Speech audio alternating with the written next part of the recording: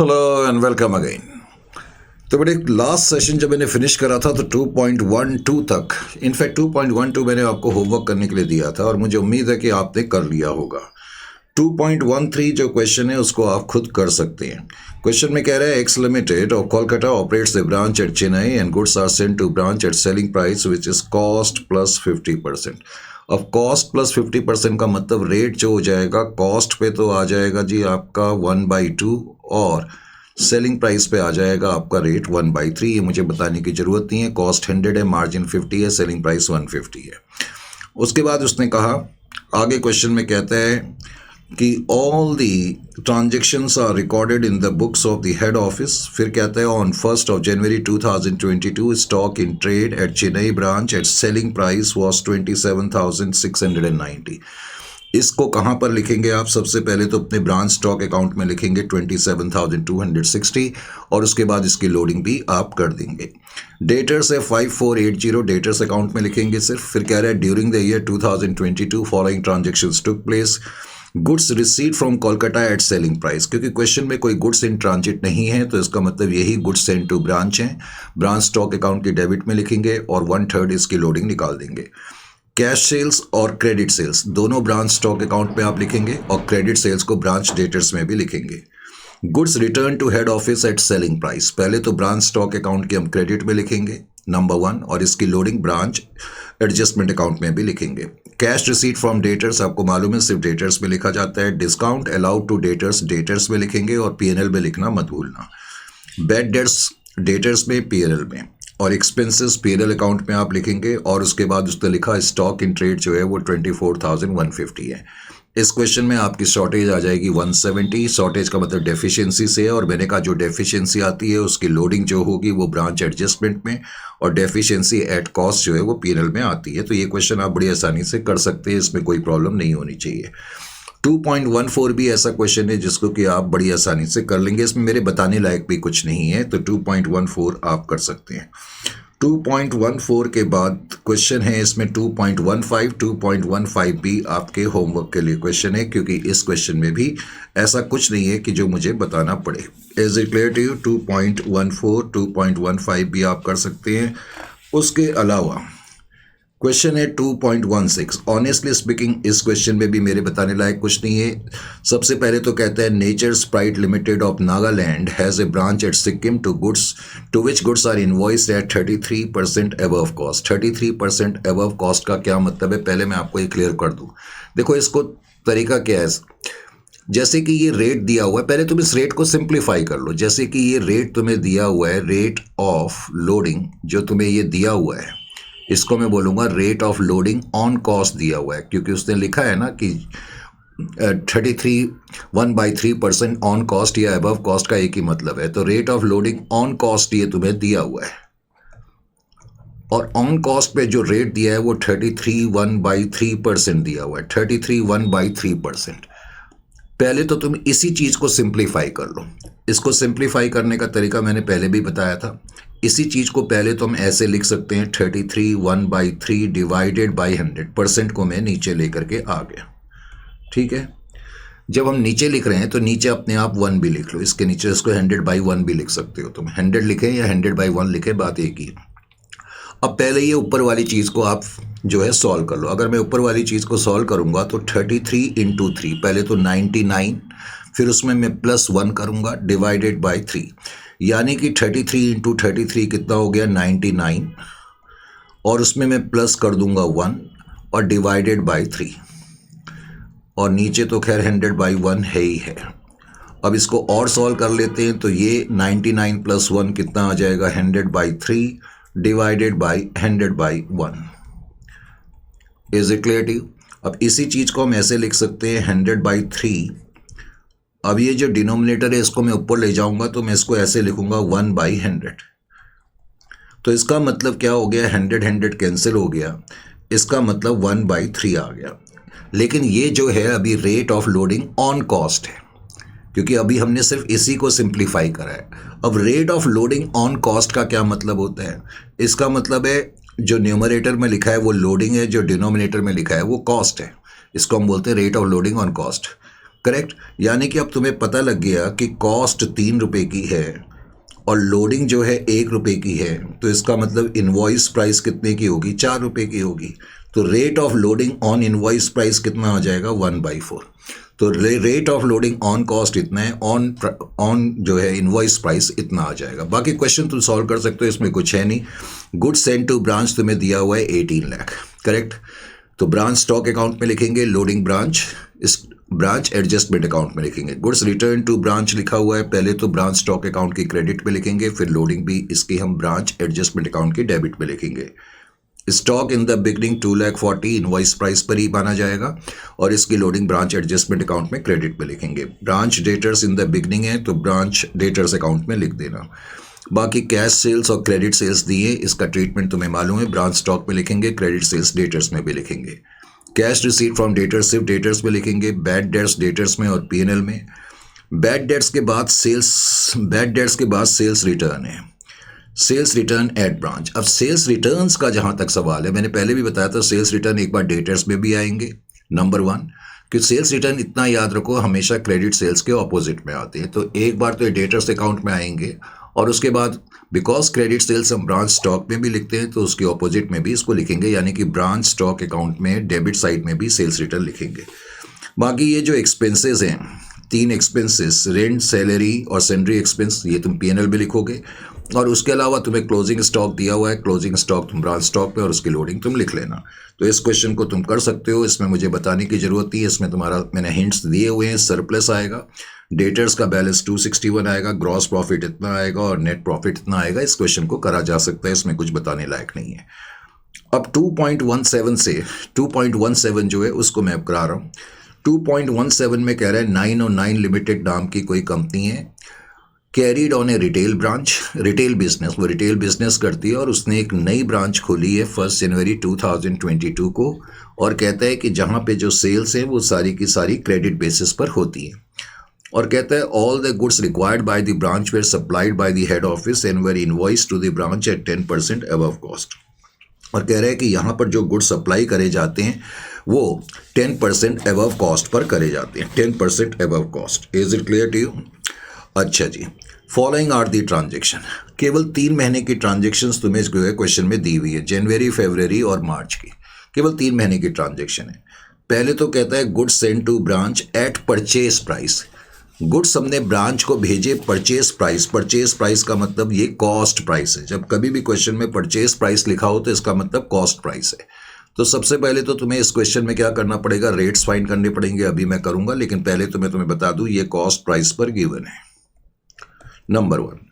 उसके बाद कहता है sales as shown by branch. Question में लिखा ही हुआ है कि जितनी भी सेल्स है वो सारी की सारी क्रेडिट सेल्स हैं, where all sales are on credit, पहली लाइन में ही लिखा हुआ है।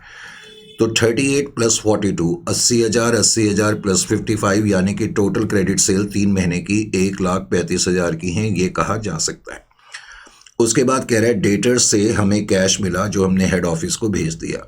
डेटर से जो कैश मिलता है वो हेड ऑफिस को ही भेजा जाता है। तो 20,000 + 51, 71 + 35, 1,06,000, 3 महीने में टोटल कैश इतना मिला है।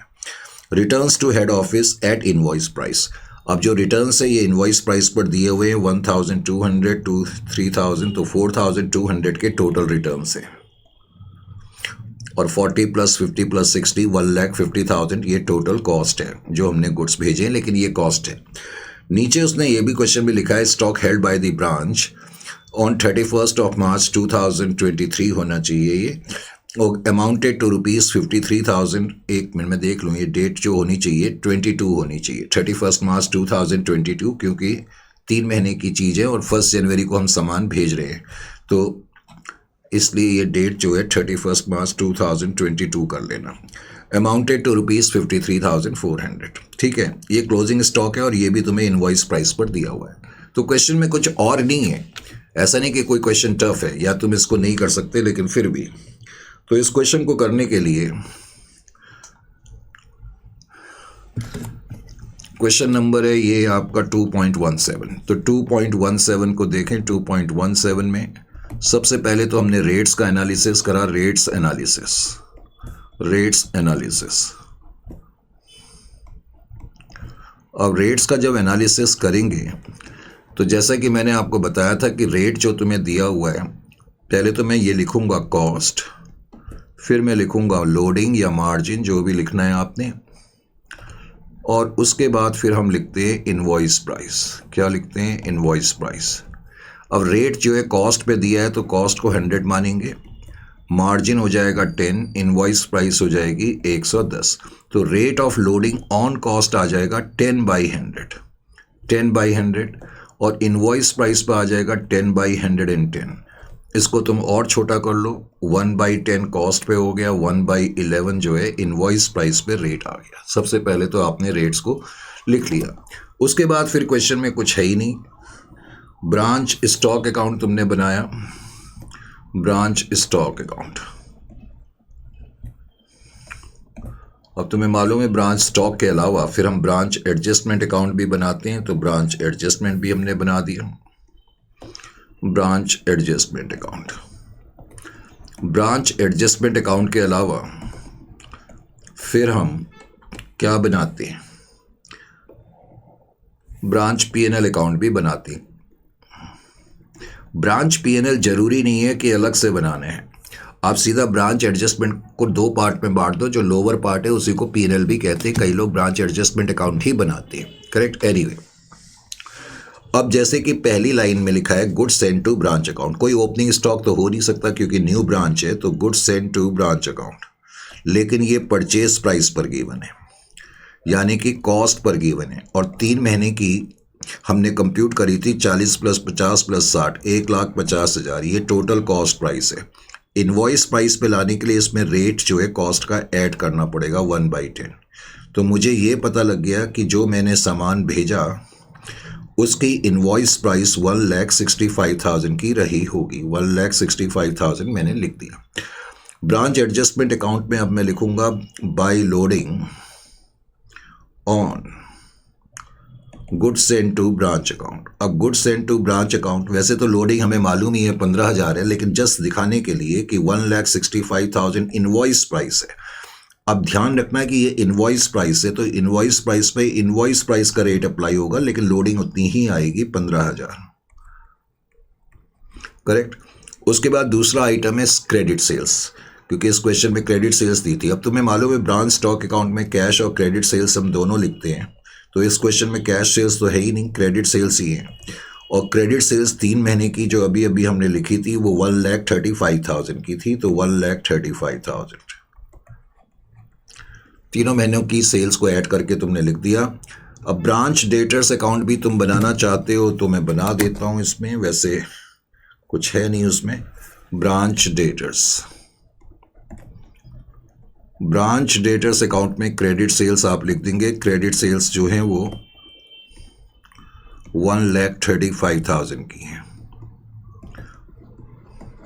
अब क्रेडिट सेल्स के बाद क्वेश्चन में जो अगला आइटम आप देख रहे हैं कैश रिसीट फ्रॉम डेटर्स है। मैंने बताया था 20 + 51 + 35 1,06,000, ये तुम डेटर्स अकाउंट में ही इस मेथड में लिखते हो। तो बाय कैश 1,06,000, डेटर से हमें कैश मिला। फिर रिटर्न्स टू हेड ऑफिस है 1,200 + 600 + 2,400, तो गुड्स सेंड टू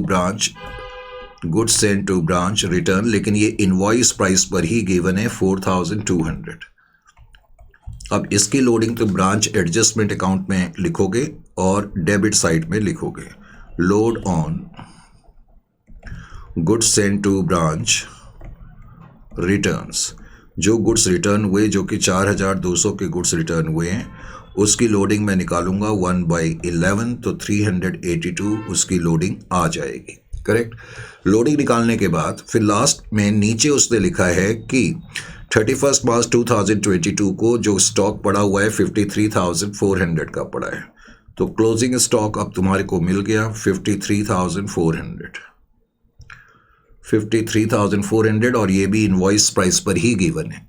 तो closing loading on closing stock, अब क्लोजिंग स्टॉक 53,400 है, उसकी लोडिंग निकालेंगे तो इन 1/11, और उसकी जो लोडिंग आ जाएगी 53,400 की लोडिंग कितनी आएगी चेक करना पड़ेगा मुझे। 53,400 divided by 11, that is equal to 4855 कर लेते हैं। तो 4855 इसकी लोडिंग आ गई अप्रोक्सीमेटली, करेक्ट। अब लोडिंग को लिखने के बाद अब मैं ब्रांच स्टॉक अकाउंट को टैली करूंगा। जाहिर है कि मेरी क्रेडिट साइड बड़ी है। अब क्रेडिट साइड बड़ी होती है तो मैंने कई बार तुम लोगों से कहा है कि जो बैलेंसिंग फिगर आती है, करेक्ट, वैसे तो इस तरफ बैलेंसिंग फिगर इस तरफ आ रही है। मैंने कहा है कि बैलेंसिंग फिगर जब इस तरफ आती है तो पहली प्रेफरेंस ओपनिंग स्टॉक को देते हैं, लेकिन इस क्वेश्चन में ओपनिंग स्टॉक तो हो ही नहीं सकता क्योंकि नई ब्रांच है। दूसरी preference goods sent to branch को देते हैं, वो गिवन है, इसलिए तीसरी प्रेफरेंस मुझे सरप्लस को लेना ही पड़ेगा। तो सरप्लस आपका आ जाएगा 27,600। 27,600। अब सरप्लस आपको मालूम है डायरेक्टली हम ब्रांच एडजस्टमेंट अकाउंट में लिखते हैं, उसकी लोडिंग वोडिंग नहीं निकालते हैं क्योंकि नॉर्मल बिजनेस एक्टिविटी का पार्ट है। 27,600 ब्रांच एडजस्टमेंट अकाउंट को अब हम टैली करेंगे। तो ब्रांच एडजस्टमेंट अकाउंट से हमारे पास फिर ग्रॉस प्रॉफिट निकलता है, जैसा कि मैंने बताया हुआ है। ग्रॉस प्रॉफिट तुम्हारा निकलेगा 37363। 37363। ग्रॉस प्रॉफिट को हासिल करने के बाद फिर अब हम ब्रांच पीएनएल अकाउंट में ग्रॉस प्रॉफिट लिखेंगे 37,363। अब जैसा कि तुमने देखा पीएनएल अकाउंट में कोई आइटम और दूसरा है ही नहीं। अगर दूसरा आइटम कोई और नहीं है तो इसका मतलब आपका नेट प्रॉफिट भी यही है। जो ग्रॉस प्रॉफिट है वही आपका नेट प्रॉफिट भी है, 37,363। और मैं बता ही चुका हूँ कि डेटर्स की इस मेथड में उतनी इंपॉर्टेंस नहीं है, ख़ास तौर से जब क्वेश्चन में क्रेडिट सेल्स दी हों। अगर डेटर्स अकाउंट को तुम टैली भी करोगे तो डेटर्स अकाउंट से बैलेंसिंग फिगर क्लोजिंग बैलेंस निकलेगी, हालांकि उसका कोई यूज़ नहीं होगा, जो कि 29,000 की निकलेगी। Is it clear to you? 29,000। तो इस क्वेश्चन को करने के बाद मैंने कहा तुम आसानी से इस क्वेश्चन को कर लोगे। अब अगला क्वेश्चन थोड़ा सा इंटरेस्टिंग क्वेश्चन है, और अगले क्वेश्चन के लिए पहले मैं तुम्हें क्वेश्चन रीड करा दूं। अगला जो क्वेश्चन है, जस्ट वेट, 2.18। अब 2.18 में वो क्या कहता है, let's have a look over this particular question. पहले तो 2.18 में कहता है कि क्लासिक लिमिटेड नाम की कोई कंपनी है, उसकी ब्रांच सिटी एक्स में है, और कहता है कि गुड्स हेड ऑफिस के द्वारा ब्रांच को भेजे जाते हैं at a selling price which is cost plus 25%। तो रेट एक बार फिर से कॉस्ट पर गिवन है, वैसे हम कंप्यूट करेंगे तो 1/4 आ जाएगा कॉस्ट पे, और इनवॉइस प्राइस पे 1/5 आ जाएगा। All the expenses of the branch are paid by the head office. All cash collected from customer and cash sales is deposited in head office account. इसका मतलब है कि ब्रांच जितना भी कैश कलेक्ट करती है कैश सेल से और डेटर से, वो हम हेड ऑफिस के अकाउंट पे डिपॉजिट कर देते हैं। From the following transaction of the head office and branch prepare accounts in the books of head office as per stock and डेटा सिस्टम। तो स्टॉक एंड डेटा सिस्टम के हिसाब से हमें अकाउंटिंग इस क्वेश्चन में करनी है। हालांकि ये क्वेश्चन उतना मुश्किल नहीं है, लेकिन फिर भी मुझे कुछ चीज़ें इस पर बतानी है। अब जैसे कि पहला आइटम ओपनिंग डेटर्स है, फिर क्लोजिंग डेटर्स है, ये तो डेटर्स में लिखेंगे। स्टॉक ओपनिंग क्लोजिंग है, उसमें लिखेंगे स्टॉक अकाउंट में, और इसकी लोडिंग भी करेंगे। कैश सेल्स भी तुम्हें गिवन है। उसके बाद तुम्हें क्वेश्चन में गिवन है कि टोटल अमाउंट तुमने जो डिपॉजिट करा ब्रांच में 1,27,000 का अमाउंट डिपॉजिट करा। अब 1,27,000 का टोटल अमाउंट डिपॉजिट करा, क्वेश्चन में लिखा ही है कि जितना भी अमाउंट कैश सेल से मिलता है और जितना भी अमाउंट डेटर से मिलता है वो हम हेड ऑफिस के अकाउंट में डिपॉजिट करते हैं। तुम्हें 1,27,000 तो कहीं नहीं लिखना, लेकिन तुम्हें ये पता लग गया कि जो 1,27,000 है, बिकॉज उसके अंदर कैश सेल 60,000 की तुम्हें गिवन है, कैश सेल 60,000 की गिवन है, तो इसका मतलब कैश रिसीट फ्रॉम डेटर 67,000 रहा होगा। तो 127 तो कहीं नहीं लिखना, कैश सेल तो हम ब्रांच स्टॉक में लिखते ही है, और 67,000 का कैश रिसीट फ्रॉम डेटर्स है, वो मैं डेटर्स अकाउंट में जैसे लिखता हूँ वैसे लिखूंगा। फिर कहता है कि ये आपके एक्सपेंसेस है, सैलरी और रेंट, और फिर डिस्काउंट और बैड डेट्स तुम्हें दिए हुए हैं। डिस्काउंट और बैड डेट्स तुम डेटर्स में लिखोगे, पीएनएल में लिखोगे, और तुम्हें क्वेश्चन में स्पॉइलेज भी गिवन है। लेकिन उसके बावजूद भी इस क्वेश्चन में कुछ बात है जिसकी वजह से मुझे ये क्वेश्चन तुम्हें कराना पड़ रहा है। तो कराने की वजह ये क्या है वो भी मैं तुम्हें बताऊंगा। तो इस क्वेश्चन को करने के लिए क्वेश्चन नंबर है ये 2.18 तो 2.18 को हमने करना शुरू करा, करेक्ट। तो 2.18 में ब्रांच स्टॉक अकाउंट हमने बनाया, ये ब्रांच स्टॉक अकाउंट बन गया। ब्रांच स्टॉक के अलावा ये ब्रांच एडजस्टमेंट बन गया, करेक्ट। चलो यहीं पर बना लेते हैं, ब्रांच P&L अकाउंट मैंने यहीं पर बना लिया और ब्रांच डेटर्स भी मैंने यहीं पर बना लिया, फिर बार बार कौन आगे पीछे करे, ठीक है। तो इस क्वेश्चन में एक तो branch stock account,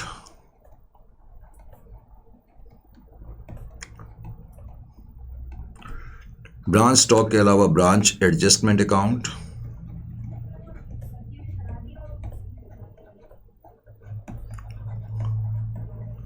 branch adjustment account के अलावा ब्रांच P&L अकाउंट,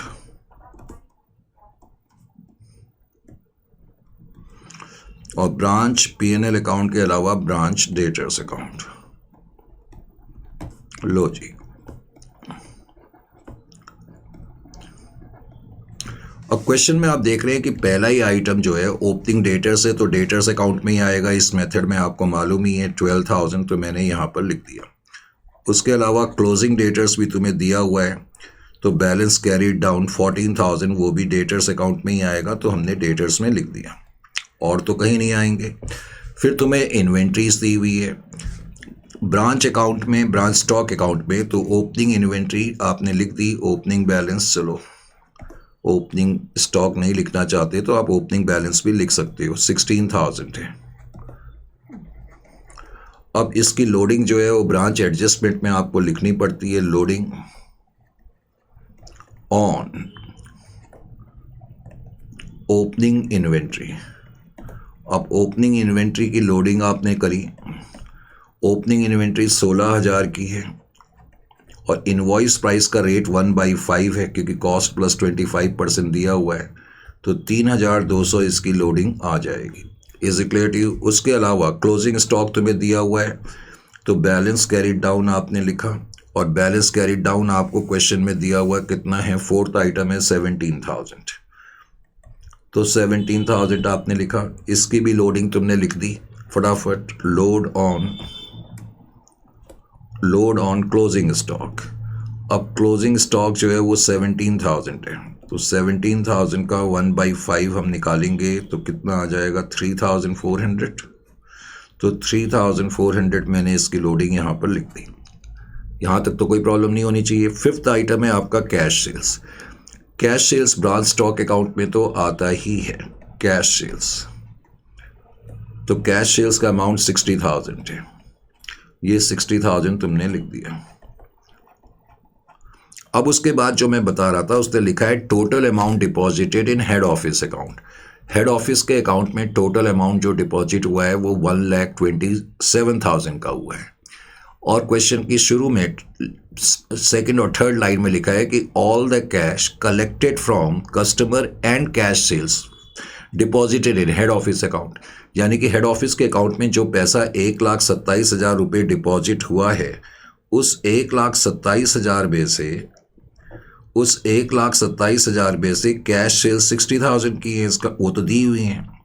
तो इससे तुम्हें ये पता लग गया कि कैश रिसीट फ्रॉम डेटर्स जो है वो 67,000 का है। ये तुम्हें पता लग गया कि कैश रिसीट फ्रॉम डेटर्स जो है वो 67,000 का है।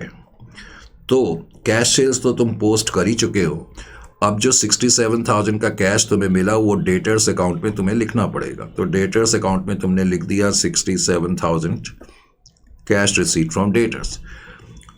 अब ये टोटल अमाउंट डिपॉजिटेड की पोस्टिंग हो चुकी है, अब तुम्हें ये अलग से 127 कहीं दिखाने की जरूरत नहीं है। फिर return of goods to head office. Head office को जो गुड्स रिटर्न करे जाते हैं वो ब्रांच स्टॉक अकाउंट में लिखे जाते हैं। Goods send to branch, returns 5,000 तुमने यहाँ पर लिख दिया। और इसकी लोडिंग ब्रांच एडजस्टमेंट में हम लिखेंगे loading on goods send to branch returns, goods send to branch returns. तो 5,000 रुपये के गुड्स रिटर्न हुए हैं, उनकी जो लोडिंग होगी वो 1/5 होगी, तो 1,000 रुपीज़ तुमने यहाँ पर लिख दिया 1,000। उसके बाद कह रहा है सैलरी एंड रेंट पेड। अब सैलरी और रेंट जो है वो आप यहाँ पर ब्रांच डेटर्स में लिख देंगे। सैलरी का अमाउंट है आपका, कितना अमाउंट है जी? सैलरी का 6,000 अमाउंट है। सैलरी के बाद फिर तुम्हें क्वेश्चन में लिखा हुआ है रेंट पेड, और रेंट पेड जो तुम्हें दिया हुआ है वो 4,000 है, तो 4,000 भी आप यहाँ पर लिख दो। उसके बाद फिर तुम्हें क्वेश्चन में रेंट पेड के बाद डिस्काउंट टू कस्टमर है। अब ओहो, ये तो मैंने डेटर्स में लिख दिया, एक्सट्रीमली सॉरी। सैलरी और रेंट पीएनएल अकाउंट मैंने यहाँ बनाया हुआ है एक्चुअली। सैलरी थी 6,000 की और रेंट था 4,000 का, तो मिला करके भी लिख सकते हो, ऐसा कोई प्रॉब्लम की बात नहीं है। रेंट है 4,000। उसके बाद है डिस्काउंट एंड बैड डेट्स। अब देखो डिस्काउंट और बैड डेट्स डेटर्स में तो लिखेंगे ही, लेकिन पीएनएल में भी लिखने ही पड़ते हैं, तो हम यहीं पर लिख देते हैं। पहले डिस्काउंट का अमाउंट जो है वो 2,000 है, तो 2,000 आपने लिख दिया।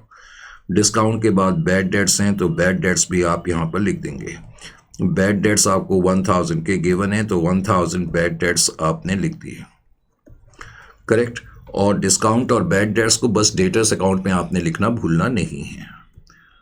तो डिस्काउंट 2,000 का था और बैड डेट्स जो थे, बैड डेट्स 1,000 के थे। उसके बाद इस क्वेश्चन में तुम्हें स्पॉइलेज पहले से ही दी हुई है 2,000 रुपीज़ की।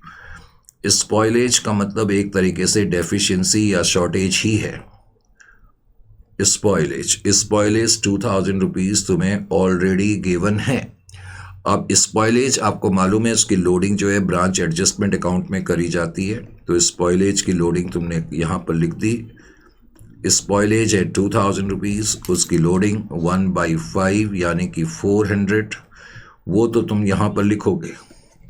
और स्पॉइलेज जो है at cost branch PNL account में लिखेंगे।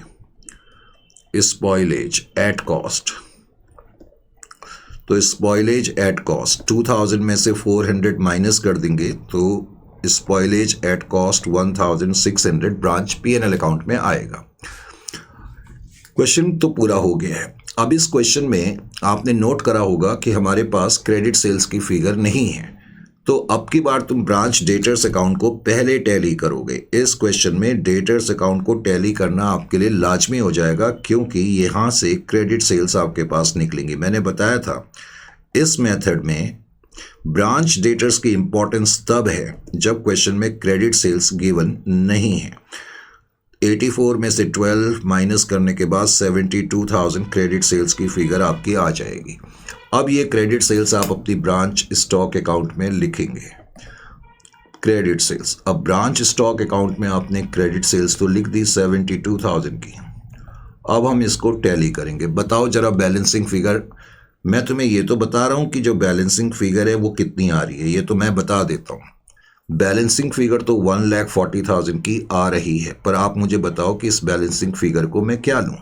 सरप्लस मैंने क्या बताया था, सबसे पहली प्रेफरेंस ओपनिंग स्टॉक को देनी है, तो ओपनिंग स्टॉक क्वेश्चन में गिवन है। दूसरी प्रेफरेंस किसको देनी है, गुड्स सेंड टू ब्रांच को देनी है, और इस क्वेश्चन में goods send to branch given नहीं है, तो गुड्स सेंड टू ब्रांच आपकी बैलेंसिंग फिगर इस क्वेश्चन में निकलेगी। समझ में आया। और इसकी लोडिंग जो है वो करना आपने भूलना नहीं है, तो गुड्स सेंड टू ब्रांच की लोडिंग भी करनी है। 1,40,000 था, 1,40,000 इंटू 1/5 28,000 ये आ जाएगा, तो 28,000 तुम यहाँ पर लिखोगे। उसके बाद फिर आप अपना आगे का काम खुद भी कर सकते हो, मेरे बताने लायक इसमें कुछ नहीं है। ग्रॉस प्रॉफिट आप कंप्यूट करोगे, ग्रॉस प्रॉफिट जो आ जाएगा आपका 26,400। 26,400 will be your gross profit. Gross profit को हासिल करने के बाद फिर हम नेट प्रॉफिट कंप्यूट करेंगे। अब नेट प्रॉफिट जब कंप्यूट करेंगे तो पहले तो ग्रॉस प्रॉफिट हम यहाँ लिखेंगे 26,400, और उसमें से हम माइनस कर देंगे 10,000, 12,000, 13,000, 14,600 माइनस कर देंगे, तो 11,800 हमारा नेट प्रॉफिट आ जाएगा। तो तो इस क्वेश्चन में आपका नेट प्रॉफिट 11,800 है। क्वेश्चन मुश्किल नहीं था, लेकिन थोड़ा सा इंटरेस्टिंग था कि इस केस में क्रेडिट सेल्स और दूसरा गुड्स सेंट टू ब्रांच जो है वो बैलेंसिंग फिगर निकली थी। इस क्वेश्चन को करने के बाद 2.19 आपके होमवर्क के लिए है, इस पे मुझे कुछ बताने की ज़रूरत नहीं होनी चाहिए। क्वेश्चन में लिखा है कि जो रेट है वो कॉस्ट प्लस 25% है, अब ये आपको अच्छी तरह से मालूम है। क्वेश्चन नंबर 2.20 में क्या कह रहा है? 2.20 में कह रहा है हिल्स कॉरपोरेशन नाम की कोई कंपनी है, ठीक है। हिल्स कॉरपोरेशन नाम की कोई कंपनी है और उसकी 2 ब्रांचेज हैं, एक जयपुर में और दूसरी लखनऊ में। 2 ब्रांचेज है, उसने ये पहले तो हमें बताया। अब क्वेश्चन में उसने हमें ये भी बताया कि गुड्स जो इनवॉइस करे जाते हैं ब्रांचेस को कॉस्ट प्लस 50% पर करे जाते हैं। अब कॉस्ट प्लस 50% का मतलब मैंने कई बार अब बता चुका हूँ, पहले तो खैर ये लिखो वो कॉस्ट मार्जिन इनवॉइस प्राइस। अब ये सोचो रेट किस पर गिवन है? कॉस्ट पर गिवन है, तो कॉस्ट को 100, मार्जिन 50, इनवॉइस प्राइस 150 आ जाएगा। Invoice price 150, rate of profit on cost पे 1/2, ऑन इनवॉइस प्राइस पे 1/3 आ जाएगा। ये तो बताने लायक चीज़ें नहीं है। आगे क्वेश्चन में उसने हमें ये बताया कि जो ब्रांचेस हैं वो सारा कैश रिसीव करने के बाद हेड ऑफिस को भेजती हैं और एक्सपेंसेस हेड ऑफिस मीट करता है। ये नॉर्मल कॉमन चीज़ है। मेन चीज़ है कि मुझे नेसेसरी अकाउंट्स बनाने हैं स्टॉक एंड डेटा सिस्टम के अंतर्गत। क्वेश्चन में पहली जो लाइन तुम्हें दी हुई है, अगर डेट्स तुम्हें कुछ और लिखी हुई है तो कोई चिंता की बात नहीं है। मेन चीज़ है कि ये ओपनिंग स्टॉक है, तो ओपनिंग स्टॉक जो है 9,300 है। अब ओपनिंग स्टॉक सबसे पहले तो मैं ब्रांच स्टॉक अकाउंट में लिखूंगा, मुझे बताने की ज़रूरत नहीं है, बिकॉज ये इनवॉइस प्राइस पर है, इसकी मैं लोडिंग करूंगा और लोडिंग ब्रांच एडजस्टमेंट में तो 9,300 का 1/3 3,100 आ जाएगा। अब यहाँ पर दूसरा पॉइंट डेटर्स है, तो डेटर्स अकाउंट पे लिख देंगे 6,800। Goods sent to branch at cost है, तो जब मैं गुड्स सेंट टू ब्रांच लिखूंगा, गुड्स सेंट टू ब्रांच, अब तुम्हें मालूम है कि ये कॉस्ट पर लिखा है गुड्स सेंट टू ब्रांच, ठीक है। 34,000 ये कॉस्ट पर है, तो मुझे इसको इनवॉइस प्राइस पे लाना पड़ेगा। अब इनवॉइस प्राइस पे लाने के लिए मैं 1/2 इसमें ऐड करूंगा, तो ये कितना हो जाएगा? 51,000 हो जाएगा। यानी कि गुड्स सेंट टू ब्रांच में जब ब्रांच स्टॉक अकाउंट में लिखूंगा तो 51,000 लिखूंगा। इसीलिए मैंने यहाँ, बल्कि यहाँ मैंने करके बताया भी हुआ है गुड्स सेंट टू ब्रांच, और इसकी लोडिंग फिर मैं यहाँ पर करूँगा। अब तुम लोडिंग, वैसे तो तुम्हें मालूम ही है कि लोडिंग 17,000 की है, लेकिन अगर तुम ऐसे रिफ्लेक्ट करना चाहते हो, अब ये इनवॉइस प्राइस 51,000 है, बिकॉज ये इनवॉइस प्राइस है तो इस पर इनवॉइस प्राइस का रेट लगेगा 1/3, तो लोडिंग 17,000 ही आएगी। उसके बाद सेल्स दी हुई हैं, तो सेल्स का अमाउंट तुम यहाँ पर लिख दोगे, सेल्स का अमाउंट कैश सेल्स में, और 31,000 क्रेडिट सेल्स डेटर्स में तुम लिख दोगे। उसके बाद कह रहा है कैश कलेक्टेड फ्रॉम डेटर्स, ये डेटर्स में लिखोगे। Goods return by branch to head office, जब ब्रांच हेड ऑफिस को गुड्स रिटर्न करती है तो पहले तो हम यहाँ लिखते हैं goods sent to branch return, branch stock account में। इसकी लोडिंग भी हम करते हैं, तो लोडिंग रिटर्न्स की जो है, क्योंकि रिटर्न्स 1,200 के हुए हैं, तो 1,200 का 1/3। उसके बाद फिर दिया हुआ है goods transferred from Lucknow branch to Jaipur branch. अब ध्यान ये रखना है, क्वेश्चन ने तुमसे ये कहा है कि to show the profit earned at the Jaipur branch, यानी कि ये जो इन्फॉर्मेशन है जयपुर ब्रांच से है, यानी कि हम जयपुर ब्रांच की अकाउंटिंग कर रहे हैं। अब क्वेश्चन कह रहा है goods transferred from Lucknow branch to Jaipur branch, तो आप जयपुर ब्रांच की कर रहे हैं, तो अब की बार जो ये गुड्स ट्रांसफर्ड हैं ये आपको मिले हैं, तो इसलिए आप ब्रांच स्टॉक अकाउंट की डेबिट में लिखोगे गुड्स ट्रांसफर्ड, क्योंकि आपको मिले हैं ना, आप जयपुर ब्रांच हो। अगर आप ट्रांसफ़र करोगे तो क्रेडिट में लिखोगे, तो इसकी लोडिंग भी करनी पड़ेगी, तो लोडिंग 1,500 का 1/3 500 आ जाएगी। फिर शॉर्टेज ऑफ स्टॉक तुम्हें क्वेश्चन में दिया हुआ है, तो शॉर्टेज ऑफ स्टॉक पहले तो तुम यहाँ लिखोगे, करेक्ट। इसकी लोडिंग करना मत भूलना, शॉर्टेज की लोडिंग 450 का 1/3 150, और शॉर्टेज एट कॉस्ट 450 में से 150 माइनस करेंगे तो shortage at cost branch P&L account में 300 रुपीज़ आ जाएगी, करेक्ट। उसके अलावा क्वेश्चन में फिर तुम्हें लिखा है डिस्काउंट अलाउड टू कस्टमर, एक बार डेटर्स में और P&L में लिखेंगे। एक्सपेंसेस 5,400 के P&L में लिखेंगे।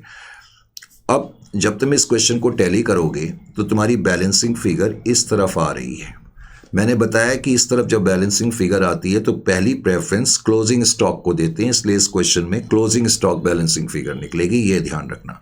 फिर क्लोजिंग स्टॉक की लोडिंग करना मत भूलना। उसके बाद तुम अपना ग्रॉस प्रॉफिट निकाल लोगे 18,670 और फिर फाइनली तुम्हारा क्या बोलते हैं नेट प्रॉफिट निकल आएगा। तो इस क्वेश्चन को करा जा सकता है, इसमें ऐसा कुछ नहीं था कि मुझे कुछ बताना पड़े। क्वेश्चन नंबर 2.21 में वो क्या कहते हैं, 2.21 में कहता है फिनले India textile limited open day branch. देखो जब भी ये लिखा होगा ना ओपन डे ब्रांच, अब मैंने कहा कुछ लोगों की बुक्स में डेट कुछ और हो सकती है, उससे कोई घबराने की बात नहीं है। इंपॉर्टेंट पॉइंट ये है करेक्ट, जो भी तारीख दी है इस तारीख को हमने ब्रांच ओपन करी है।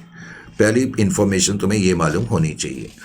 अब उसके बाद उसने लिखा है क्वेश्चन में कि goods are invoiced at selling price which was fixed by adding 25% to the cost. Correct. अब वो कह रहे हैं कि goods are invoiced at selling price which are fixed by adding 25% to the cost. अब पहले तो ये जो डेट है ना, क्योंकि इस डेट को देख करके मैं कह रहा हूँ इसको 21 कर लेना, कुछ मिसप्रिंट्स रह ही जाते हैं। तो 1 जनवरी 2021 को तुमने ब्रांच खोली है। अगर किसी की बुक्स में 29 लिखी है तो 29 कर लेना, किसी में 24 लिखी 24 कर लेना। पॉइंट ये है, तो जिस तारीख को तुमने ब्रांच खोली है, करेक्ट, 21 की बिगनिंग में तुमने ब्रांच खोली 1 जनवरी को। अब कह रहा है from the following particulars relating to branch. अच्छा, बाद में उसने ये भी कहा गुड्स जो भेजे जाते हैं 25% on cost by adding 25% to the cost, का मतलब on cost, from the following particulars relating to 2021। तो अब इस पूरे साल से रिलेटेड इन्फॉर्मेशन दी है और कह रहा है कि तुम फाइंड आउट करो प्रॉफिट या लॉस स्टॉक एंड डेटा सिस्टम के अंतर्गत। सबसे पहले तो गुड्स सेंड टू ब्रांच लिखा है, कहाँ लिखोगे? ब्रांच स्टॉक अकाउंट की डेबिट में लिखोगे 1,40,000। और इसकी लोडिंग कहाँ लिखोगे? सर इसकी लोडिंग हम यहाँ लिखेंगे। तो 1,40,000 है, 1,40,000 का 1/5, क्योंकि रेट इनवॉइस प्राइस पे 1/5 आ जाएगा, तो 28,000 की लोडिंग आ गई। उसके बाद क्या कह रहे हैं? कैश सेल्स तुम्हें दी हैं, तो cash sales branch stock account में लिखेंगे, क्रेडिट सेल्स भी ब्रांच स्टॉक में लिखेंगे, ब्रांच डेटर्स में भी लिखेंगे, cash receive from debtors branch debtors में भी लिखेंगे। अब डिस्काउंट अलाउड ब्रांच डेटर्स में भी लिखेंगे और पीएनएल में भी लिखेंगे। तो पीएनएल में डिस्काउंट मैंने यहाँ लिख दिया है, करेक्ट। उसके अलावा गुड्स रिटर्न बाय कस्टमर है। देखो ये गलती एग्जामिनेशन में हो सकती है, कस्टमर का मतलब डेटर्स ने रिटर्न करें। तो पहले तो डेटर्स अकाउंट में लिखेंगे गुड्स रिटर्न, जिसको हम सेल्स रिटर्न बोलते हैं, ये मैंने लिखा हुआ है 2,000 rupees. Sales return branch adjustment account में, सॉरी ब्रांच स्टॉक अकाउंट में भी आएंगे, क्योंकि मैं कई बार कह चुका हूं कि क्रेडिट सेल्स के ये ऑपोजिट में आते हैं। ये बैलेंसिंग फिगर नहीं है, पहले तो ये काट देना, ये बैलेंसिंग फिगर नहीं है। सेल्स रिटर्न तुम्हें गिवन है क्वेश्चन में। और ये जो पैराग्राफ नीचे दे दिया ना, इसको भी काट देना है गलती से प्रिंट। अगर तुम्हारी बुक में होगा तो इसको काट देना, ऐसे क्लियर। अगर होगा तो इसकी कोई ज़रूरत नहीं है। तो सेल्स रिटर्न 2,000 एक तो डेटर्स में आएगा और ब्रांच स्टॉक अकाउंट में आएगा, क्योंकि क्रेडिट सेल्स के ये ऑपोजिट में आता है। अच्छा जी, उसके बाद कह रहा है cash goods return by customer के बाद फिर अगला आइटम है, ये 3 एक्सपेंसेस हैं, ये तीनों एक्सपेंस ब्रांच पीएनएल अकाउंट में तुम लिख दोगे। अब यहाँ पर एक चीज़ लिखी है defective cloth found in the sales return of. ये डिफेक्टिव क्लॉथ का मतलब क्या हो गया? एक तरीके से तुम्हें स्पॉइलेज दी है। डिफेक्टिव का मतलब स्पॉइलेज है, स्पॉइलेज का मतलब खराब होना। तो यहाँ स्पॉइलेज या defective cloth found in sales, एक पहले तो 200 यहाँ लिखेंगे। इसकी लोडिंग जो है 200 का 140 रुपीज़ तुम यहाँ पर लिख दोगे ब्रांच एडजस्टमेंट अकाउंट में, और एट कॉस्ट पर 160 रुपीज़ एट कॉस्ट पर ब्रांच पीएनएल अकाउंट की डेबिट में लिख दोगे। Is it clear to you? अब उसके बाद जब तुम टैली करोगे तो पिछले क्वेश्चन की तरह इसमें भी बैलेंसिंग फिगर इधर की तरफ आएगी। तो ये क्लोजिंग स्टॉक तुम्हारी बैलेंसिंग फिगर बनेगी। क्लोजिंग स्टॉक की लोडिंग लिखना मत भूलना। उसके बाद फिर ग्रॉस प्रॉफिट और नेट प्रॉफिट तुम अपने आप हासिल कर सकते हो। तो इस क्वेश्चन में भी कोई ऐसी बात नहीं थी कि मुझे कराना पड़े। क्वेश्चन नंबर 2.22 भी तुम कर सकते हो, खुद ही करने वाला क्वेश्चन है, इसमें ऐसे कुछ बात नहीं है कि मुझे कुछ बताना पड़े, ठीक है।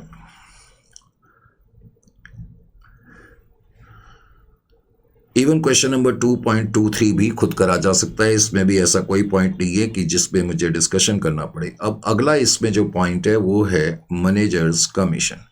ये जो क्वेश्चन है ये कुछ मायने में इंपॉर्टेंट क्वेश्चन है, तो इसको देखें। अब इस क्वेश्चन में वो क्या कहता है कि एक हेड ऑफिस है मुंबई में। हेड ऑफिस कहाँ है? मुंबई में है। और कहता है उसकी ब्रांच कहाँ है? चेन्नई में। तो हेड ऑफिस है, उसका हेड ऑफिस जो है मुंबई में है, ब्रांच चेन्नई में है। अब कह रहा है जो ब्रांच है, ऑफ कोर्स उसका एक मैनेजर भी है। चेन्नई में जो हमारी ब्रांच है तो उसका जो चार्ज है एक मैनेजर के पास है। अब इस क्वेश्चन में हमें एक चीज़ लिखी हुई है, the ratio of gross profit on turnover at the branch was 25% constant throughout the year. Ratio of gross profit on turnover at branch was 25% constant throughout the year. आगे कह रहा है the branch manager is entitled to a commission of 10%. अब कह रहा है branch manager को हमने ये कहा है कि जो भी नेट प्रॉफिट होगा उसका हम तुम्हें 10% कमीशन देंगे। ये तो हमने कहा है, लेकिन हमने उसको ये भी कहा है but subject to a deduction from such commission a sum equal to 50% of any ascertained deficiency of branch stock. लेकिन हमने अपने ब्रांच मैनेजर को ये भी कहा है कि हम तुम्हें 10% कमीशन तो देंगे, लेकिन अगर कोई डेफिशिएंसी आ जाएगी तो उस डेफिशिएंसी का 50% हम आपके कमीशन में से माइनस भी करेंगे। हमने अपने ब्रांच मैनेजर को ये कहा है। हमने ब्रांच मैनेजर को ये कहा कि जो भी हमारा नेट प्रॉफिट होगा उस नेट प्रॉफिट का जो भी नेट प्रॉफिट होगा उसका 10% कमीशन तो हम आपको देंगे, लेकिन अगर कोई डेफिशिएंसी आ गई उस डेफिशिएंसी का 50% हम आपके कमीशन में से माइनस करेंगे। इस तरह की कंडीशन इसलिए लगाई जा रही है कि ब्रांच मैनेजर मेहनत से काम करे, ज़्यादा से ज़्यादा सामान बेचे ताकि कोई डेफिशिएंसी वगैरह बचे ही ना। तो एक तरह का लालच दिया जाता है ब्रांच मैनेजर को, ये कह करके कि कोई या डराया जाता है, आप यूं भी कह सकते हो कि आप मेहनत से काम करो नहीं तो हम तुम्हारे कमीशन में से ये माइनस करेंगे। अच्छा जी, आगे क्वेश्चन में कह रहे हैं all the goods are supplied to the branch by the head office. फिर कह रहा है from the following figures extracted from the branch books calculate the commission due to the branch manager for the year ended December 31st 2022. अब ये जो question है ना, the ratio of gross profit on turnover at branch was 25% constant through out the year. Indirectly इसका क्या मतलब है? Indirectly इसका मतलब आपको समझना होगा। इसका मतलब ये हो गया, देखो टर्नओवर का मतलब सेल से होता है, करेक्ट, और सेल्स का मतलब एक तरीके से इनवॉइस प्राइस से होता है। मैं आपको कई बार इस तरह के क्वेश्चंस में बता चुका हूँ। इसका मतलब रेट अब की बार इनवॉइस प्राइस पर गिवन है, और उसने कहा कि जो मार्जिन है टर्नओवर या इनवॉइस प्राइस पर, जो मार्जिन है वो 25% है। तो इसका मतलब जो कॉस्ट प्राइस है वो 75 है। इसको कहा जा सकता है। इसका मतलब ये हो गया कि रेट जो है ऑन कॉस्ट पे 1/3 है और इनवॉइस प्राइस पे रेट जो है वो 1/4 है। इनवॉइस प्राइस पे रेट जो है वो 1/4 है। Is it clear to you? बात समझ में आ गई या नहीं आ गई? सर बिल्कुल बात समझ में आ गई। अगर बिल्कुल बात समझ में आ गई तो फिर हम आगे बढ़ते हैं। अब इस क्वेश्चन में क्या है, अब क्योंकि इस क्वेश्चन को मुझे तुम्हें समझा करके कराना पड़ेगा, तो समझाने के लिए मुझे क्या करना पड़ेगा, ब्रांच स्टॉक अकाउंट एक बनाना पड़ेगा। तो ब्रांच स्टॉक अकाउंट मैंने ये पहले तो बनाया।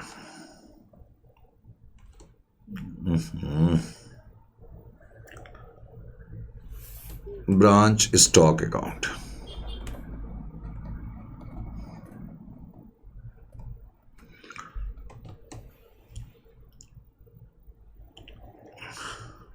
Branch P&L account,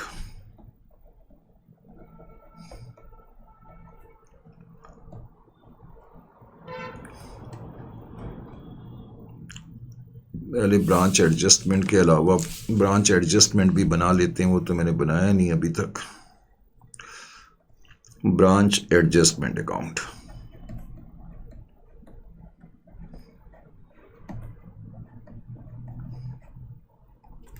correct, branch adjustment account. और ब्रांच एडजस्टमेंट थोड़ा ज़्यादा ही बड़ा बन गया, इतने ज़्यादा बड़ा बनाने की ज़रूरत नहीं है, इसको थोड़ा सा छोटा कर लेते हैं और ब्रांच पीएनएल बना देते हैं। ब्रांच पीएनएल,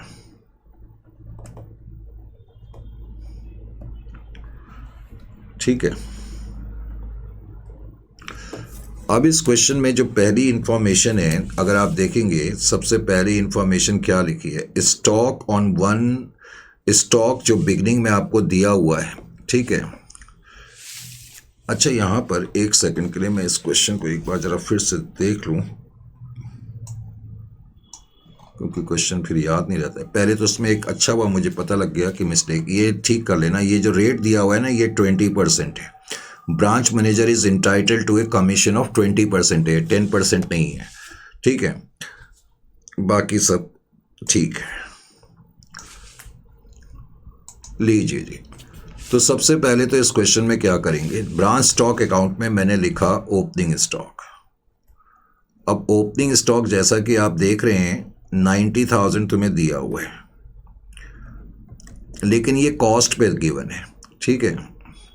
ये कॉस्ट पे गिवन है, कॉस्ट है 90,000। अब इसको मैं सेलिंग प्राइस पे लाना चाहता हूँ या इनवॉइस प्राइस पे लाना चाहता हूँ, तो मुझे 1/3 इसमें ऐड करना पड़ेगा, 30,000। तो इसका मतलब 1,20,000। Is it clear to you? अब ब्रांच एडजस्टमेंट अकाउंट में मैं लिखूंगा लोडिंग ऑन ओपनिंग स्टॉक। अब ओपनिंग स्टॉक जो है वो कितने पर आ गया, 1,20,000 रुपये। मुझे मैं डायरेक्टली 30,000 लिख सकता हूँ, ऐसे मुझे करके अलग से दिखाने की ज़रूरत नहीं है। लेकिन अब ये इनवॉइस प्राइस है, तो इस इनवॉइस प्राइस या सेलिंग प्राइस है, तो इस पर उसी का रेट अप्लाई होगा, आएगी लोडिंग 30,000 ही।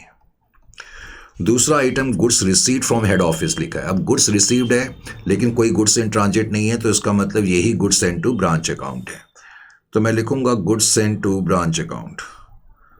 अब goods send to branch account भी कॉस्ट प्राइस पर तुम्हें गिवन है 3 लाख, ये भी कॉस्ट प्राइस पर गिवन है। तो इसमें भी तुम पहले तो 1/3 ऐड करोगे, 1 लाख।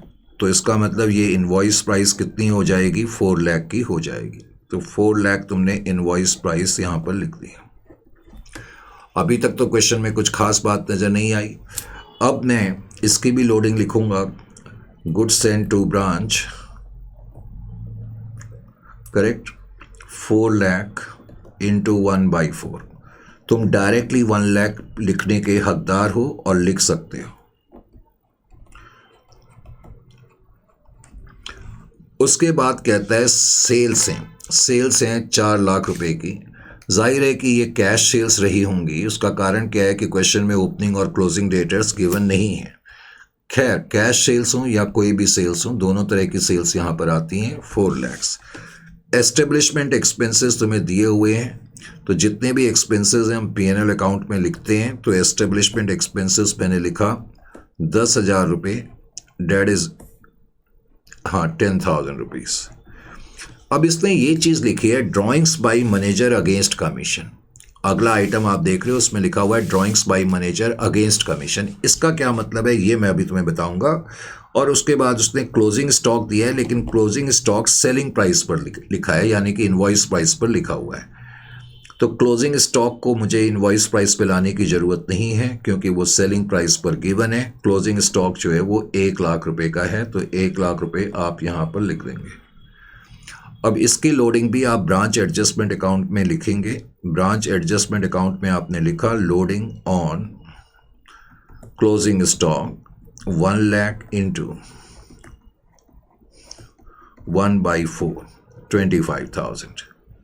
तो 25,000 आपने लिख दिया। अब जाहिर है कि सबसे पहले तो मैं इसको टैली करूंगा ब्रांच स्टॉक अकाउंट को। जब ब्रांच स्टॉक अकाउंट को मैंने टैली करा तो 5,20,000 तो ये आ गया। 5,20,000 में से 5 लाख माइनस कर देंगे तो हमारे पास डेफिशिएंसी आ जाएगी, और डेफिशिएंसी 20,000 की आ गई डेफिशिएंसी। अब 20,000 की जो डेफिशिएंसी आ गई, उस डेफिशिएंसी को की जो लोडिंग है वो हम यहाँ पर लिखेंगे। तो लोडिंग ऑन क्लोजिंग स्टॉक और लोडिंग ऑन डेफिशिएंसी। अब डेफिशिएंसी 20,000 की है तो 20,000 का 1/4 5,000 तो मैं यहाँ पर लिखूंगा, और डेफिशिएंसी एट कॉस्ट मैं यहाँ पर लिखूंगा। डेफिशिएंसी एट कॉस्ट, तो 20,000 में से 5,000 माइनस कर देंगे तो डेफिशिएंसी एट कॉस्ट जो है वो 15,000 पर आ जाएगी। अब मैं क्या करूंगा, पहले तो अपना ग्रॉस प्रॉफिट कंप्यूट करूंगा। 1,30,000 में से 30,000 माइनस कर देंगे तो ग्रॉस प्रॉफिट हमारा 1,00,000 रुपए का आ जाएगा। तो gross profit carried down 1 lakh, gross profit आपका 1,00,000 रुपए का आ गया।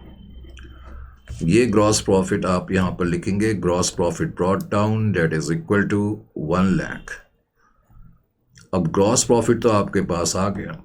वेट एक मिनट, अगर मैं अभी इस वक्त नेट प्रॉफिट कंप्यूट करूं 1 लाख में से मैं 10 + 15 25,000 माइनस करूं तो मेरा नेट प्रॉफिट कितना आ रहा है, 75,000 आ रहा है।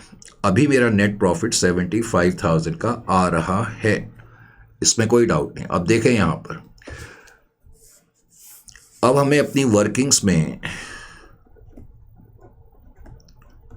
मैनेजर्स कमीशन कंप्यूट करके दिखाना पड़ेगा। एक्चुअली क्वेश्चन की डिमांड यह है कि मैनेजर को कितना कमीशन देना है, what is the amount due to the manager. तो अब वर्किंग्स में सबसे पहले तो तुमने लिखा net profit. Net profit before commission तुम्हारा 75,000 का है, तो 75,000 तुमने लिख दिया। अब मैनेजर का जो कमीशन बनता है वो 20% बनता है। क्वेश्चन में लिखा है कि जो भी नेट प्रॉफिट है उसका 20% कमीशन उसको देना है, तो कमीशन उसका 20% हम उसको देंगे। तो कमीशन उसका कितना बनेगा, 15,000।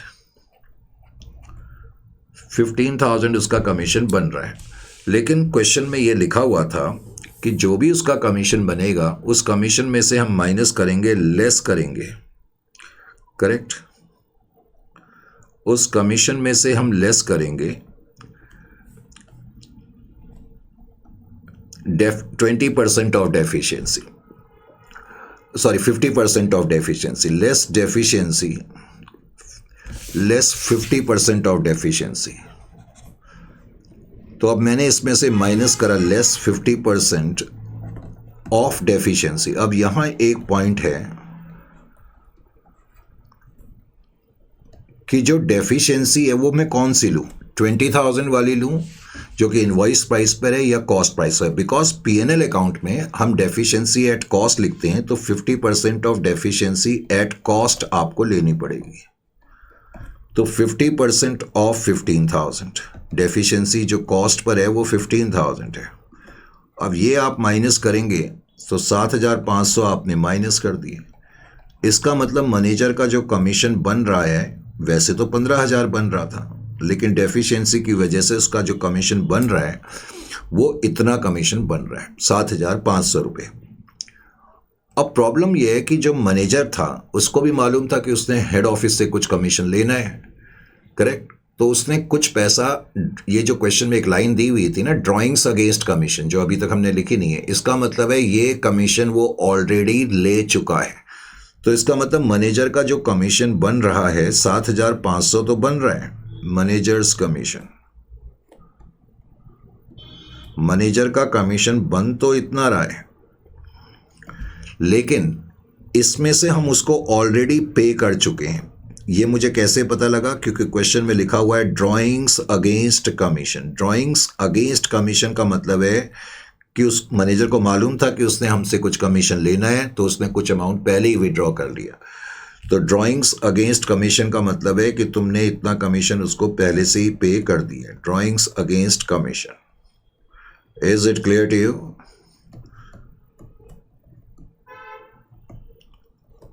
तो 1,000 रुपये तुम उसको ऑलरेडी पे कर चुके हो। क्वेश्चन में लिखा था ड्राइंग्स अगेंस्ट कमीशन इतना, तो इसका मतलब 6,500 रुपये उसको ड्यू हैं, कमीशन के ड्यू। इतना कमीशन तुमने देना है। क्वेश्चन में वैसे तुम्हें सिर्फ यही बताना है कि कितना कमीशन देना है, लेकिन मैंने पूरा ही कर दिया। तो यहां पर तुम्हें अब लिखना पड़ेगा मैनेजर्स कमीशन। अगर तुम पूरा दिखाना चाहते हो मैनेजर्स कमीशन, और मैनेजर्स कमीशन तुम इस तरह से दिखाओगे पेड। मैंने पेड का मतलब ड्राइंग्स अगेंस्ट कमीशन 1000 रुपीज़, और ड्यू है तुम्हारा अमाउंट 6500। तो 6500 तुम ड्यू दिखाओगे, टोटल 7500 यहाँ लिखोगे। और अब जो तुम्हारा नेट प्रॉफिट आएगा आफ्टर मैनेजर्स कमीशन वो इतना आ जाएगा। तो नेट प्रॉफिट जो आ जाएगा 67,500 आ जाएगा। समझ में आया? तो ये क्वेश्चन थोड़ा सा इंटरेस्टिंग था। इस क्वेश्चन को करने के बाद क्वेश्चन नंबर 2.25 में क्या कहता है? क्वेश्चन नंबर 2.25 में वो क्या कह रहा है, ध्यान से सुने। मैसर्स 9 o'clock लिमिटेड नाम की कंपनी है और उसने एक नई ब्रांच ओपन करी है। न्यू ब्रांच ओपन करने का मतलब कोई ओपनिंग बैलेंसेस नहीं हो सकते। फिर कह रहा है goods are send to the branch at cost plus 25%। तो रेट कॉस्ट पर है, कॉस्ट 100 है, मार्जिन 25 है, इनवॉइस प्राइस 125 है। फिर कह रहा है the following transactions took place during the year. तो ये ट्रांजेक्शन्स ड्यूरिंग द ईयर हुई। अब सबसे पहला आइटम इसमें क्या है, वो कह रहा है goods send to branch at cost to the head office. तो ये आइटम तुम्हें कॉस्ट पे दिया हुआ है। तो सबसे पहले तो मैं क्या करूँगा, गुड्स सेंड टू ब्रांच जब मैं लिखूँगा ब्रांच स्टॉक अकाउंट में, तो गुड्स सेंड टू ब्रांच 2,80,800 है। करेक्ट, 2,80,800 है। अब इसमें मैं पहले तो 1/4, क्योंकि कॉस्ट पे रेट 1/4 है, तो 1/4 जो भी आइटम आएगा वो मैं इसमें ऐड कर दूंगा। 1/4 शायद 79,200 आ जाएगा। तो इससे मुझे पता लग गया कि 3,51,000 जो है इसकी इनवॉइस प्राइस है। समझ में आ गया? तो इसका मतलब जब मैं ब्रांच स्टॉक अकाउंट बनाऊंगा तो गुड्स सेंड टू ब्रांच, देखो ओपनिंग बैलेंस तो कुछ हो नहीं सकता क्योंकि नई ब्रांच है। तो गुड्स सेंड टू ब्रांच 3,51,000 आ गया, मैंने बताया। और उसकी जो लोडिंग है, जो कि लोडिंग 70,200 मैंने यहाँ पर लिख दी। Is it clear to you और नॉट? तो लोडिंग जो है वो 70, मैंने 79 लिख दी थी, एक्चुअली 70 ही है लोडिंग, 70,200 है। Is it clear to you? तो फिगर मुझे याद ही रहती है, तो 70,200। अच्छा जी, उसके बाद फिर इस क्वेश्चन में कैश सेल्स दिया हुआ है, क्रेडिट सेल्स दिया है, इसमें तो कोई प्रॉब्लम नहीं। तो आपने कैश सेल्स लिख दी, क्रेडिट सेल्स लिख दी, क्रेडिट सेल्स डेटर्स में भी लिखोगे। उसके बाद कह रहा है discount allowed to debtors, PNL में लिखोगे, डेटर्स में लिखोगे। फिर ये खर्चे तुम्हें दिए हुए हैं, पीएनएल की डेबिट में लिखोगे। स्पॉइलेज तुम्हें दी हुई है, तो स्पॉइलेज मैं यहाँ पर लिखूंगा, उसकी लोडिंग भी लिखूंगा, और उसके अलावा मैं उसको कॉस्ट प्राइस पर भी लिख दूंगा। अब उसके अलावा क्लोजिंग स्टॉक दिया है, क्लोजिंग स्टॉक लिखेंगे, और उसके अलावा उसकी लोडिंग हम ब्रांच एडजस्टमेंट में लिखेंगे। मेन चीज़ इस क्वेश्चन में मुझे तुम्हें क्या बतानी थी, देखें यहाँ पर, ये बड़ा इंटरेस्टिंग सा क्वेश्चन है। वैसे जब तुम टोटल करोगे तो क्रेडिट साइड का टोटल तुम्हारा ये आ जाएगा, ठीक है। क्रेडिट साइड, सॉरी ये टोटल, ये तो क्लोजिंग स्टॉक है। क्रेडिट साइड का टोटल तुम्हारा आ जाएगा, डेट जस्ट मुझे एक मिनट देखने दें, 3,56,000 के करीब आ जाएगा। क्रेडिट साइड का टोटल 356 आ जाएगा। तो तुम्हारी बैलेंसिंग फिगर जो आएगी ये 5,000 आएगी। ध्यान से देखें, अब इस क्वेश्चन में खासियत क्या है, ये बैलेंसिंग फिगर में क्या लूँ, देखें यहाँ पर मैंने कहा है जब इधर की तरफ डेबिट साइड की तरफ बैलेंसिंग फिगर आएगी ब्रांच स्टॉक अकाउंट में, तो पहली प्रेफरेंस किसको लेंगे, बैलेंस ब्रॉट डाउन को लेंगे, ओपनिंग स्टॉक को लेते हैं। लेकिन हम इस क्वेश्चन में नहीं ले सकते। क्यों नहीं ले सकते? क्योंकि न्यू ब्रांच है, ठीक है, तो ओपनिंग स्टॉक तो हो नहीं सकता। दूसरी preference goods send to branch को देते हैं, पर goods send to branch already given है। फिर तीसरी प्रेफरेंस हम सरप्लस को देते हैं, लेकिन इस क्वेश्चन में मैं सरप्लस को भी नहीं ले सकता। क्यों नहीं ले सकता मैं सरप्लस? क्योंकि ऑपोजिट साइड में स्पॉइलेज गिवन है, on the opposite side spoilage given है। अब एक ही क्वेश्चन में स्पॉइलेज का मतलब डेफिशिएंसी या शॉर्टेज ही होता है, तो एक ही क्वेश्चन में शॉर्टेज और सरप्लस तो हो नहीं सकते ना, इसलिए इस क्वेश्चन में आप सरप्लस भी नहीं ले सकते। ये इस क्वेश्चन की खासियत है। इस क्वेश्चन में डेबिट साइड पे बैलेंसिंग फिगर जो ये 5,000 आ रही है, अब तुम्हें मालूम है कि चौथा आइटम इसमें सेल्स रिटर्न ही आता है, तो अब आप इसको सेल्स रिटर्न ही कंसीडर कर सकते हो, इसलिए मैंने इसको इसमें सेल्स रिटर्न लिया है। जो मैंने बोला ये सब चीज़ें मैंने लिखा भी है। In this question credit side is bigger, the hence balancing figure will appear on the debit side. अब डेबिट साइड में बैलेंसिंग फिगर आ रही है which can not be taken as opening stock as it is a new branch, और surplus, हम इसको surplus भी नहीं ले सकते एज स्पॉइलेज इज गिवन। तो इसलिए इस क्वेश्चन में केवल सेल्स रिटर्न ही इस फिगर को लिया जा सकता है। अब जो सेल्स रिटर्न है उसको डेटर्स में भी लिखना मत भूलना। बाकी इस क्वेश्चन में कुछ नहीं है, फिर तुम्हारा ये नेट प्रॉफिट वगैरह तुम अपना निकाल सकते हो और ग्रॉस प्रॉफिट भी, उसमें कोई प्रॉब्लम नहीं है। मेन चीज़ इस क्वेश्चन में ये थी। Is it clear to you? ठीक है, आप कम से कम पहले इतने तक करें, ठीक है। कम से कम आपकी कोशिश होनी चाहिए कि 2.25 तक आप फिनिश करें, फिर नेक्स्ट सेशन में आगे की चर्चा करेंगे। वैसे तो मैं अगर आगे की अगला क्वेश्चन बोलूं तो इसको भी आप कर सकते हो, लेकिन चलो कोई बात नहीं, आज के लिए इतना काफ़ी है। वैसे हमने बहुत सारे क्वेश्चन भी कर लिए और बहुत सारे मैंने आज होमवर्क भी दिए हैं। ठीक है, नेक्स्ट सेशन में मुलाकात करते हैं।